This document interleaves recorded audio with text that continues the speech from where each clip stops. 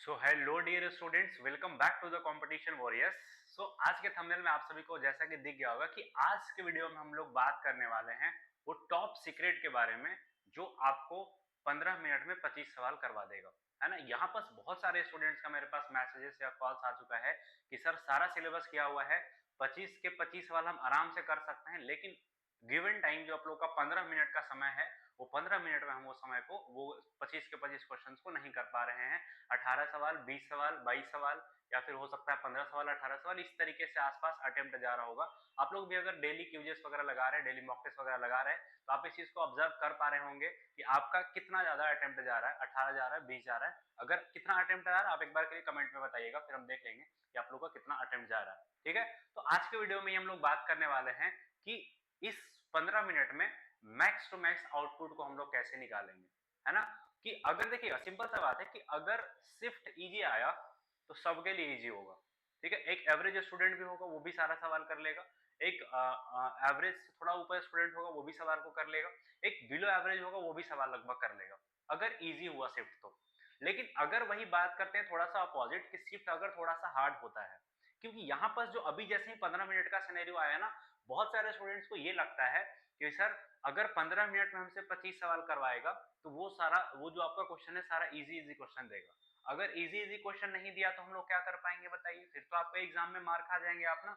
तो आपको at least practice इस लेवल से कर लेना होगा कि कितना भी थोड़ा सा डिफिकल्ट सवाल भी अगर आ जाए तो आराम से 20 से ऊपर हम अटेम्प्ट कर पाएंगे। अभी आपके एग्जाम्स के लिए लगभग 2 महीना 2.5 महीना का समय है। अगर अभी इस डेट में, अभी आज के डेट में, अभी आज का डेट जो आपका है 30 है ना, 30 मई है आज का डेट आपका। अगर आप आज के डेट में भी अगर 20-22 सवाल, 18 से 22 सवाल के रेंज में अगर कर पा रहे हैं, तो अगर आप कंसिस्टेंसी के साथ डेली मॉक टेस्ट लगाते जाएंगे तो आप 100% इस चीज को अश्योर कर सकते हैं कि आप एग्जाम आते आते 22-25 सवाल आराम से कर लेंगे। लेकिन इसके लिए क्या करना होगा, आपको कंसिस्टेंटली रहना होगा। तो यहाँ पर मेरे पास कुछ टूल्स हम आप लोग के लिए लेकर के लेके आए हैं, जो हम लोग टूल्स देखेंगे एग्जाम में क्या क्या आपको बातें ध्यान में रखनी होगी, वो सारा का सारा हम लोग अभी देखने वाले हैं कि आपको ये 15 मिनट को किस तरीके से एफिशिएंटली आपको यूज करना है। क्योंकि देखिएगा, आपका 4 सेक्शन होगा प्री में। आपका रीजनिंग होगा 15 मिनट, जो कि एनफ समय है 15 मिनट में 25 सवाल करने का रीजनिंग का, है ना। क्योंकि पहले भी अगर विदाउट टाइमर होता था ना, विदाउट सेक्शनल टाइमर होता था, तो स्टूडेंट्स 10 से 12 मिनट में आराम से कर लेते थे। आपके पास रीजनिंग में एज पॉइंट है कि जो आप क्वेश्चन छोड़ देते थे कि सर सीरीज वाला क्वेश्चन ज्यादा टाइम लगता था वो नहीं बना पाते थे, अब आप उसमें समय दीजिए, ज्यादा कोई दिक्कत आएगा नहीं। तो रीजनिंग में टाइमर का आपका कोई दिक्कत नहीं आने वाला है। जीके जीएस में आपका टाइमर का कोई दिक्कत नहीं आने वाला है ना। आपके पास इंग्लिश में टाइमर का कोई दिक्कत नहीं आने वाला है। 15 मिनट बहुत एनफ समय है 25 सवाल करने के लिए, इंग्लिश में, जीके जीएस में और रीजनिंग में। यहाँ पर दिक्कत आता है मैथ्स वाले स्टूडेंट्स के लिए कि जिनका मैथ अच्छा है फिर भी वो 15 मिनट में 25 सवाल नहीं कर पा रहे हैं। ठीक है, तो वही सारा का सारा हम लोग आज बात करने वाले हैं। तो सबसे पहले बात कर लेते हैं कि ये सारा पॉइंट्स है, ये जितना भी सारा पॉइंट्स है आपको सबसे पहले ध्यान रखना है ना। सबसे पहला जो पॉइंट है अपने पास, सबसे पहला पॉइंट ये आता है अपने पास कि सबसे पहले आपको मॉक टेस्ट देखते समय पैनिक नहीं करना है ना। बहुत सारे स्टूडेंट्स तो ये करना स्टार्ट कर देते हैं कि सर क्वेश्चन आया, पैनिक कर गए, हाथ पैर कांपने लगा, ये वो करने लगे, है ना, इधर पानी पी रहे हैं, इधर कर रहे हैं। पैनिक करने के चक्कर में आता हुआ सवाल वो गलत कर जाते हैं। तो सबसे पहला बात, आपको पैनिक नहीं करना है एग्जाम में, चाहे कैसा भी कंडीशन हो। अगर हार्ड सवाल होगा तो सबके लिए हार्ड होगा, इजी सवाल होगा तो सबके लिए इजी होगा। तो सबसे पहला बात आपको ये ध्यान रखना है कि क्वेश्चन कैसा भी आए, आराम से काम माइंडेड, कूल माइंडेड होकर के हम सवाल को सॉल्व करेंगे, पैनिक नहीं होंगे। ठीक है, don't solve the question in hurry. यहाँ पास ये बोला जा रहा है कि अब यहाँ पास आपके पास ऐसा नहीं है कि आप एक क्वेश्चन सॉल्व करके प्रॉपर समय दिए और दोबारा आपको फिर से समय देना होगा, है ना। पहले जब ज्यादा समय होता था ना, तो बच्चा लोग हरी जल्दी जल्दी जल्दी जल्दी करने के चक्कर में ना सवाल को गलती कर देते थे, कहीं कैलकुलेशन मिस्टेक होता था। तो अब आपको क्या करना होगा, अब आपको हर एक चीज को ये सिस्टमेटिकली लेकर के चलना होगा कि हरी में ज्यादा क्वेश्चन, ज्यादा जल्दी जल्दी क्वेश्चन आपको नहीं करना होगा, क्वेश्चन को एकदम डिसेंटली पढ़ना होगा और थोड़ा सा फास्टली उसको करना होगा। ठीक है ना, रीड द क्वेश्चन केयरफुली। यहाँ पर थर्ड नंबर पॉइंट में ये लिखा गया है कि आपको क्वेश्चन थोड़ा सा केयरफुली रीड करना है। केयरफुली रीड करने से मतलब ये है कि अब स्टूडेंट्स को ये लगता है कि एक बार सवाल 2 लाइन का आया, सवाल एक बार पढ़ा पता ही नहीं चला कुछ, फिर से सवाल दूसरा बार पढ़ेगा फिर नहीं पता चला, तीसरा बार पढ़ेगा तब समझ में आएगा उसको कि अच्छा सवाल में तो ये बोला गया। आपको ये चीज नहीं करना है। आपको ये चीज बिल्कुल भी नहीं करना है, क्योंकि सवाल आपके पास एक सिंगल सवाल नहीं है कि 15 मिनट में सिंगल सवाल करना है। आपके पास टोटल 15 मिनट ही है। 15 मिनट में सवाल को पढ़ना भी है, समझना भी है, कैलकुलेशन भी करना है, आपको टिक भी करना है सही आंसर पे। ये 15 मिनट में इतना सारा चीज आपको करना है। तो अब यहाँ पर आपको ध्यान ये रखना है कि कोई भी सवाल को पढ़ें, एक सिंगल गो में सवाल पढ़ें, और सवाल पढ़ के आप एक बार में ही समझना है कि सवाल में दिया हुआ क्या है, हमसे पूछा हुआ क्या है। ठीक है, सवाल को आप ऐसा नहीं कि एक बार पढ़ लिए, पढ़ने के लिए दोबारा से पढ़ रहे हैं, वैसा नहीं आप कर सकते हैं अब, है ना। सवाल को एक सिंगल गो में पढ़ना हो गया। ठीक है, अब आपको यहाँ पास क्या है कि राउंड वाइज सवाल को करना है ना, कि जो भी आपके पास क्वेश्चन आएगा, जो भी आपके पास 25 क्वेश्चन है, आपको राउंड वाइज सवाल करना होगा। राउंड वाइज मतलब पहला राउंड में इजी वाला सवाल करेंगे, और हालांकि हम पीछे वाले एक और वीडियो बनाया था उसमें कि 25 मिनट में 15 सवाल को कैसे करेंगे, वो हम आपको बताए थे। लेकिन यहाँ पर वहां पर भी मैं आपको बताया था कि आपको क्वेश्चंस हमेशा 2 राउंड में करना है। यहाँ पर आपको आर्ट ऑफ स्किपिंग आना चाहिए कि आप क्वेश्चंस को स्किप कैसे करेंगे, है ना। आपको पता होना चाहिए कि कौन सा सवाल कब स्किप करना है, कौन सा सवाल फर्स्ट राउंड में स्किप करना है, कौन सा सवाल फर्स्ट राउंड में करना है। तो ये चीज कोई आपके कान में आकर के बोल के नहीं जाएगा कि ये लो पहला नंबर सवाल आपको फर्स्ट राउंड में करना है, दूसरा नंबर सवाल आपको फर्स्ट राउंड में करना है, तीसरा नंबर सवाल आपको फर्स्ट राउंड में छोड़ देना है। ये चीज आपको कोई नहीं बताने जाएगा, है ना। ये चीज आपको वहां पर पढ़ के एट अ टाइम डिसीजन लेना होगा कि कौन सा सवाल हमको फर्स्ट राउंड में करना है, कौन सा सवाल हमको सेकंड राउंड में नहीं करना है, या फिर फर्स्ट राउंड में नहीं करना है।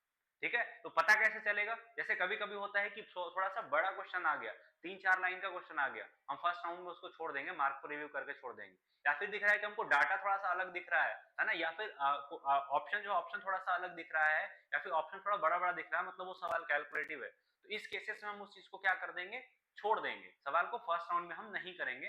सेकंड राउंड में अगर वो सवाल इजी होगा तो सेकंड राउंड में फिर इजी रहेगा, और अगर हार्ड होगा तो सेकंड राउंड में हार्ड होगा। अगर सेकंड राउंड में हार्ड होगा तो आपके पास एक एज पॉइंट होगा कि आप फर्स्ट राउंड में आप उस चीज को वहां पर टाइम वेस्ट ना किए हो।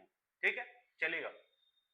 अब यहाँ पर ये हो रहा है इजी क्वेश्चन को फर्स्ट राउंड में सॉल्विंग करना है, ठीक है ना। अब यहाँ पर आपको इजी क्वेश्चन को सबसे पहला राउंड में सॉल्व करना है, ये हम आपको बता दिए हैं। आर्ट ऑफ स्किपिंग होना चाहिए आपको कि आप क्वेश्चंस को कौन से क्वेश्चन को फर्स्ट राउंड में करते हैं, कौन से क्वेश्चन को आपको फर्स्ट राउंड में स्किप करना है। ये चीज आपको मल्टीपल टाइम प्रैक्टिस करने से ही आएगा। जितना ज्यादा आप प्रैक्टिस करेंगे उतना ही ज्यादा आपके पास आएगा इस चीज का कि हाँ ये पहला राउंड में ये सवाल करना है, पहला राउंड में ये वाला सवाल नहीं करना है। ठीक है, देन हर एक क्वेश्चन के लिए अपना एक फिक्स टाइम रखो। ठीक है, यहाँ बस ये ठीक है, फिक्स टाइम आप रख सकते हैं हर एक क्वेश्चन के लिए, या एक क्वेश्चन में इतना समय देना है नहीं देना है, कौन सा क्वेश्चन में क्या देना है। ठीक है ना। जब भी लगे कि क्वेश्चन थोड़ा सा हार्ड आ गया है, शिफ्ट थोड़ा सा हार्ड आ गया है, तो ऐसा बिल्कुल नहीं पैनिक करने लगना है कि क्वेश्चन ही हार्ड आ गया, अरे अब तो क्या हो गया। वैसे बहुत सारे स्टूडेंट्स का ऐसा कंप्लेन आता है कि सर स्टार्टिंग का ही 4-5 सवाल मेरा हार्ड आ गया। अब वो 4-5 सवाल हार्ड आने के चक्कर में अपना पूरा पेपर खराब कर लेता है, क्योंकि उसको पता नहीं कि आगे का 20 सवाल इजी वाला सवाल उसका वेट कर रहा है, क्या हुआ जल्दी हमको करके जाओ तुम, है ना। लेकिन वो स्टार्टिंग का 5 सवाल में ही दिमाग को फ्रस्ट्रेट कर लेता है, वो खुद फ्रस्ट्रेट हो जाता है, और आगे का जो इजी वाला क्वेश्चन होता है वो वाला क्वेश्चन भी वो रॉन्ग करना स्टार्ट कर देता है। तो आपको ये सिर्फ ध्यान रखना है कि हार्ड है तो सबके लिए हार्ड है, इजी है तो सबके लिए इजी है। एक बिगनर भी जाएगा वो भी करके आएगा, एक प्रो लेवल का स्टूडेंट जाएगा वो भी करके आएगा। तो ये बात को आपको पूरा का पूरा ध्यान रखना है कि अगर डिफिकल्टी लेवल बढ़ा पेपर में तो सबके लिए बढ़ेगा, टाइम टाइम सबके लिए घटेगा। अगर डिफिकल्टी लेवल थोड़ा कम हुआ तो टाइम सबके लिए सरप्लस होगा, सब उस समय में सवाल को कर पाएगा। लेकिन वही आपको वो सवाल पकड़ना होगा जो सारे लोग नहीं कर पाएंगे, क्योंकि एग्जामिनर तो उतना ये तो है नहीं कि सब सवाल इजी ही दे देगा। 2-3-4 सवाल तो देगा कुछ उस तरीके से कि जो नॉर्मल स्टूडेंट होगा वो नहीं कर पाएगा, जो प्रो स्टूडेंट होगा, जो मल्टीपल टाइम प्रैक्टिस करके गया होगा, वो उस क्वेश्चंस को कर पाए। तो उस क्वेश्चंस को करने के लिए आपको सबसे पहले तो टाइम बचाना होगा ना। पता चला कि इजी क्वेश्चन में ही आप टाइम सारा का सारा कंज्यूम कर दिए और हार्ड क्वेश्चंस के लिए आपका टाइम ही नहीं बचा, है ना। तो हार्ड क्वेश्चंस के लिए आपको सबसे पहले टाइम बचाना होगा, जो आपको इजी क्वेश्चंस को जल्दी करिए और हार्ड क्वेश्चंस के लिए आप टाइम को बचा लीजिए। ठीक है, चल इतना सारा हम लोग इंपॉर्टेंट सा बातें हो गया कि हम लोग इतना सारा बात को ध्यान रखेंगे सारा का सारा चीज। अब हम बात कर लेते हैं टूल्स पे, है ना। मैथ्स को अगर सॉल्व करना है तो इतने सारे अपने पास 6-7 टूल होते हैं, जो आपको टूल सारा का सारा दिमाग में रखना पड़ेगा, है ना। हम आपको पिछले वाले लेक्चर्स में भी हम आपको ये सारा का सारा एक्सप्लेन किए थे कि इतना सारा टूल्स तो आपको आना ही चाहिए, है ना। अगर कोई भी क्वेश्चंस में डिजिटल सम क्या होता है, यूनिट डिजिट क्या होता है, डिविजिबिलिटी रूल क्या होता है, प्ले विद डाटा क्या होता है, अप्रोक्सीमेशन क्या होता है, when you find the question is too calculative try to find the clue in to reach the answer, keep the data in your mind and try to compare the answer, keep your eyes on the option also. यहाँ पर क्या बोला जा रहा है कि ये सारा क्वेश्चंस को सॉल्व करने का टूल्स है, है ना, इतना सारा चीज। जैसे कोई भी सवाल आ जाता है ना, हम आपको डिजिटल सम अपने यूट्यूब चैनल पे भी पढ़ा चुके हैं। अगर आपको डिजिटल सम नहीं आता है तो आप डिजिटल सम जाकर के देख लीजिए, है ना, अपने चैनल में भी पढ़ा हुआ है। आप वीडियो सर्च करिएगा डिजिटल सम बाय बीडी शर्मा, आपके पास दिख जाएगा वो चैनल में, या फिर कंपटीशन वॉरियर्स चैनल पे हैं आप तो जाकर के वीडियोस में चेकआउट कर सकते हैं। क्लियर है? यहाँ पर आपको डिजिटल सम ध्यान रखना है कि डिजिटल सम चेक करना है कि कोई भी बड़ा सा कैलकुलेशन आ गया। देखिएगा, कोई भी क्वेश्चन आता है एग्जाम में ना, कोई भी एग्जामिनर अगर क्वेश्चन सेट करता है तो क्वेश्चन सेट करने के पीछे उसका दो माइंड सेट होता है।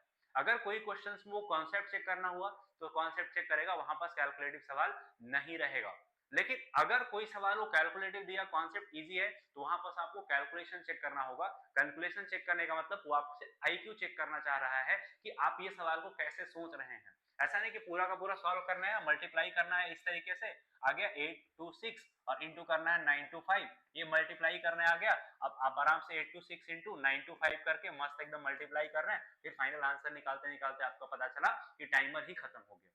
वैसे नहीं होना चाहिए। जैसे ही दिखेगा कि ये इतना मल्टीप्लिकेशन है, हम ऑप्शन पे जाएंगे, डिजिटल सम लगाएंगे, यूनिट डिजिट लगाएंगे, रूल ऑफ डिजिटिविटी लगाएंगे, अप्रोक्सीमेशन लगाएंगे, जो भी लगाएंगे, जैसे लगाएंगे, जितना भी लगाएंगे, जो भी लगाएंगे, आंसर तक हमको पहुंचना है बिना इसको मल्टीप्लिकेशन किए हुए। ठीक है ना? अब यहाँ पर रूल ऑफ ये हो गया आपका डिजिटल सम हो गया। यूनिट डिजिट आपको ध्यान रखना होगा, यूनिट डिजिट कैसे लगता है।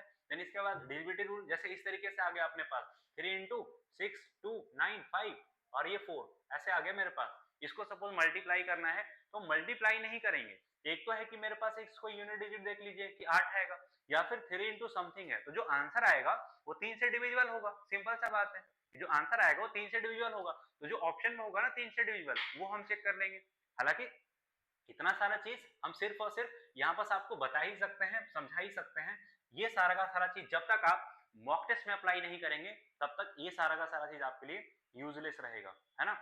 एक सेकेंड, हाँ ठीक, क्लियर सारा चीज, हाँ यूजलेस रहेगा आपके लिए। तो आपको ये सारा चीज, जैसे डिजिटल सम का आपको पता होना चाहिए डिजिटल सम क्या होता है, यूनिट डिजिट आपको पता होना चाहिए क्या होता है, रूल ऑफ डिजिबिलिटी आपको पता होना चाहिए 2 का रूल क्या होता है, 3 का रूल क्या होता है, 4 का रूल क्या होता है, 5 का रूल क्या होता है, 6 का रूल क्या होता है, 7 का रूल क्या होता है, 8 का रूल क्या होता है, 9 का रूल क्या होता है, 11 का रूल क्या होता है, 12 का रूल क्या होता है, 13 का रूल क्या होता है, 14 का रूल क्या होता है, आपको सब पता होना चाहिए, है ना।